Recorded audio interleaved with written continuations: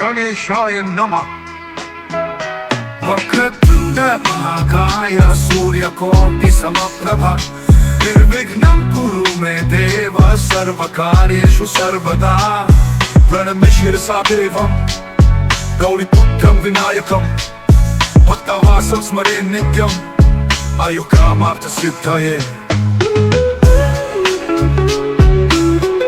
नमस्कार।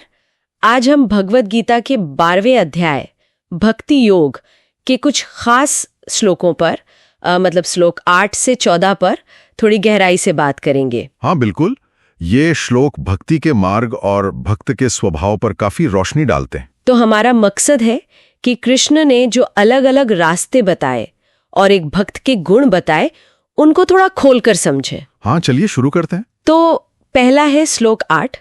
इसमें भगवान सीधा कहते हैं, मन मुझ में लगाओ, बुद्धि मुझ में लगाओ, फिर तुम मुझ में ही निवास करोगे। कितना स्पष्ट निर्देश है। हाँ, ये तो भक्ति का कह सकते हैं सबसे सीधा, सबसे ऊंचा मार्ग है। मन और बुद्धि दोनों पूरी तरह भगवान में। पर मजे की बात यह है कि कृष्ण जानते हैं ये सबके लिए एकदम से मुमकिन नहीं है। सही कहा। शायद इसीलिए है ना, अगले ही श्लोक 9 में वो एक और विकल्प देते हैं। बिल्कुल, वो कहते हैं कि अगर चित्त को ऐसे मुझ में स्थिर नहीं कर सकते तो फिर अभ्यास योग से मुझे पाने की इच्छा करो। अभ्यास योग, इसका मतलब क्या हुआ? मतलब कोशिश करते रहो। हाँ बिल्कुल, अभ्यास योग मतलब चित्त बार बार भटकेगा संसार की तरफ, उसे खींचकर वापस भगवान में लगाने की लगातार कोशिश करना।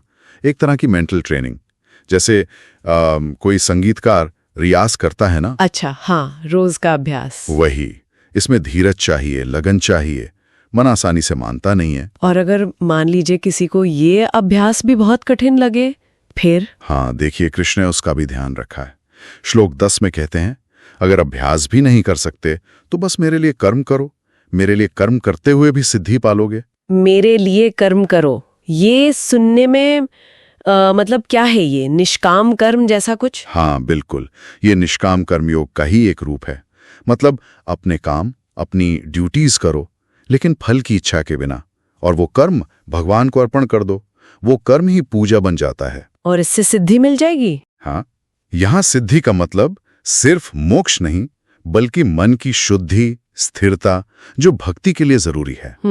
जब कर्तापन का भाव, फल की चिंता हटती है तो मन शांत होता है, कर्म बंधन नहीं रहता। अच्छा, और इसके बाद भी एक और रास्ता है, श्लोक 11। हाँ, अगर वो भी मुश्किल लगे, मतलब भगवान के लिए कर्म करना भी संभव न हो पाए, तो फिर सारे कर्मों के फल का त्याग कर दो, बस अपना कर्म करो और नतीजा भगवान पर छोड़ दो, आत्म संयमी बनकर। कर्म फल त्याग, ये सुनने में तो बहुत सीधा लगता है, पर असल जिंदगी में उतारना?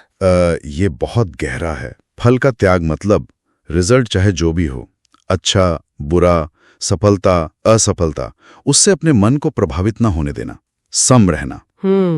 यह आसान नहीं है, क्योंकि हम परिणामों से बहुत जुड़े होते हैं। लेकिन कृष्ण कहते हैं, ऐसा करने से त्यागात शांतिर अनंतरम, त्याग से तुरंत शांति मिलती है। तुरंत शांति? वो कैसे? क्योंकि हमारे मन की ज्यादातर उथल पुथल तो उम्मीदों और डर से होती है, जो नतीजों से जुड़े होते हैं।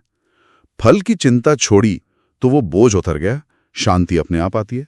वाह। और फिर आता है श्लोक 12, जहां इन सब रास्तों की एक तुलना की गई है, जो मुझे तो थोड़ी चौंकाने वाली लगी। हाँ, वो क्रम थोड़ा सोचने पर मजबूर करता है।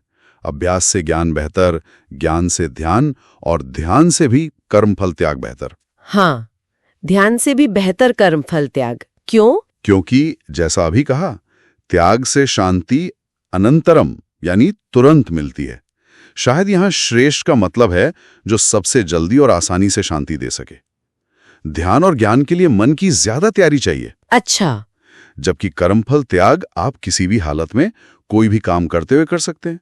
तो ये शांति पाने का शायद सबसे सुलभ पहला कदम है। ये बात है, ये स्पष्टीकरण बहुत जरूरी था। अच्छा, अब आते हैं आखिरी 2 श्लोकों पर, 13 और 14। इनमें उन भक्तों के गुणों की बात है जो भगवान को प्यारे हैं। और ये गुण दिखाते हैं कि भक्ति का असली नतीजा क्या है, व्यक्ति का पूरा ट्रांसफॉर्मेशन। जैसे कौन कौन से गुण हैं? जैसे अद्वेष्टा सर्वभूतानाम, किसी से द्वेष नहीं। मैत्रः करुणा एवच, सबसे दोस्ती, सबके लिए करुणा।